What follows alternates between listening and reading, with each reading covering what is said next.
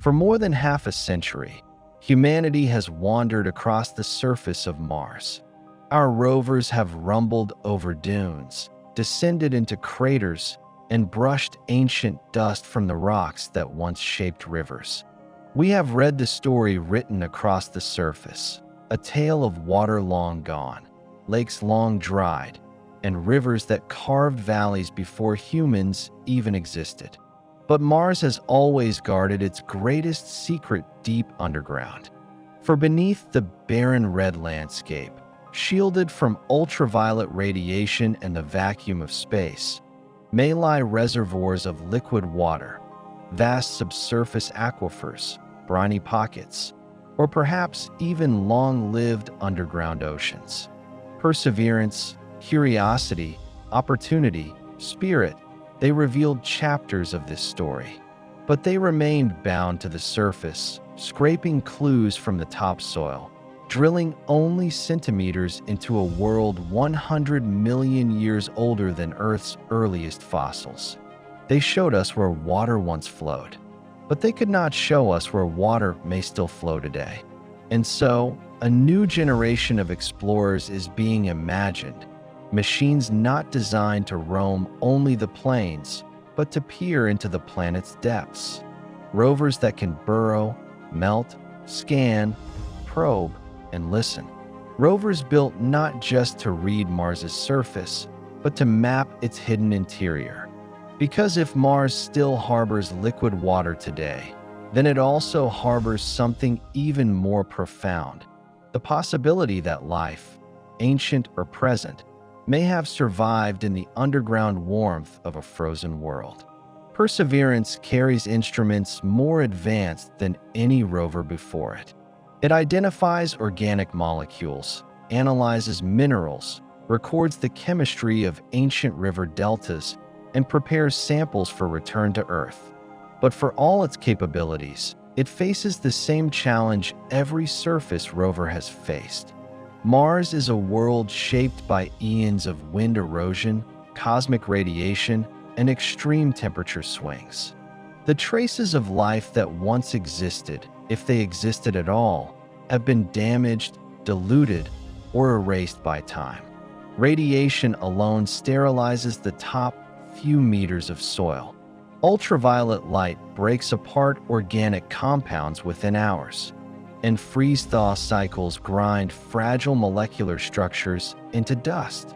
If life ever survived beyond Mars's early oceans, it would have retreated downward into caverns, fissures, brine pockets, or geothermal zones shielded from the extremes above. This is why the next generation of rovers must look deeper.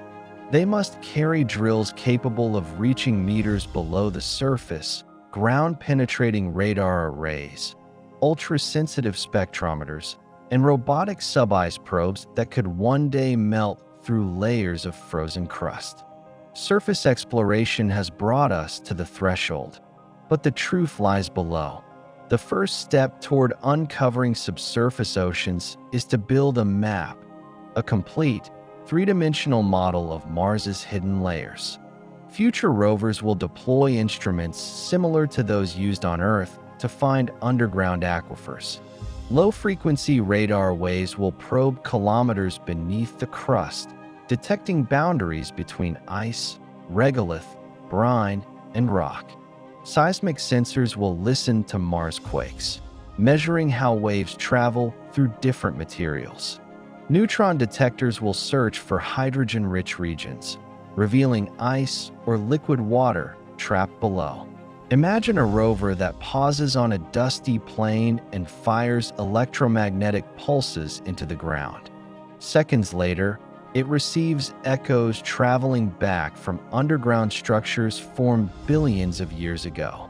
A lakebed frozen in time, a cavern sealed since the age of volcanism, a network of brine channels insulated by rock. These features may lie only meters or kilometers beneath the rover's wheels. By stitching together these signals, scientists could create the first detailed atlas of Mars's subsurface. Such a map would redefine the search for life, guiding future landers to the most promising underground reservoirs. It would also help determine where human colonies might one day extract water, build shelters, or establish geothermal power. The surface of Mars is old, but beneath it, the planet may still be alive. Beyond the mappers and scanners lies an even more ambitious class of explorers, rovers capable of physically entering the planet. Engineers envision robotic platforms equipped with cryobots, cylindrical probes that melt their way downward using heated coils or radioisotope systems. As they descend, they sample ice layers, analyze chemistry, and send data back to the rover above. These cryobots could penetrate deposits in high-latitude regions, where thick mantles of water ice stretch for hundreds of kilometers. They could melt into ancient glaciers, retrieving clues about Mars's climate that have been frozen for millions of years. In especially promising regions, such as where radar has already detected potential subsurface lakes, a cryobot could even break through into liquid reservoirs, releasing sensors that float freely in the briny darkness.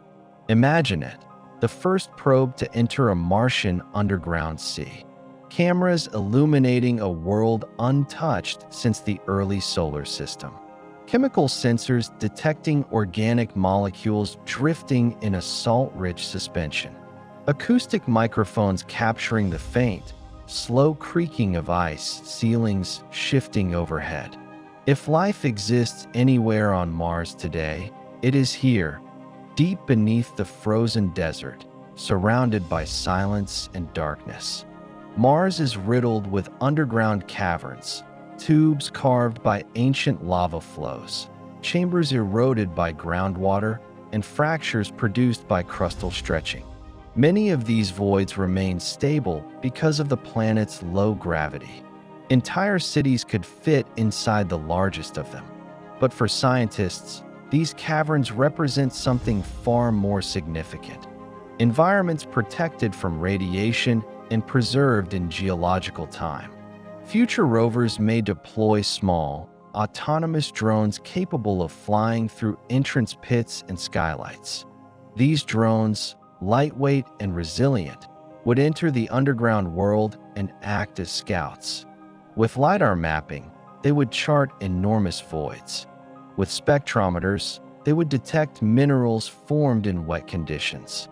With thermal sensors, they would identify heat signatures from geothermal pockets that may still exist deep below. A cavern warmed by geothermal activity could support liquid water even today. Such an environment may represent the last refuge of Martian biology, if it ever emerged.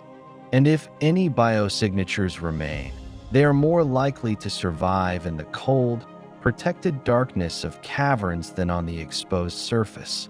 Mars was once a blue world, oceans stretching across its northern hemisphere, rivers sculpting the land, rainfall shaping valleys. But as its atmosphere thinned and its magnetic field collapsed, the ocean vanished. Or so we believed. Recent studies suggest that much of that water never escaped to space. It retreated underground, absorbed into minerals, trapped in frozen reservoirs, preserved in brines that remain liquid at temperatures far below water's usual freezing point. Under certain conditions, a subsurface sea could still exist, trapped beneath layers of salt, ice, sediment, and ancient volcanic rock, insulated enough to remain in a liquid state for billions of years.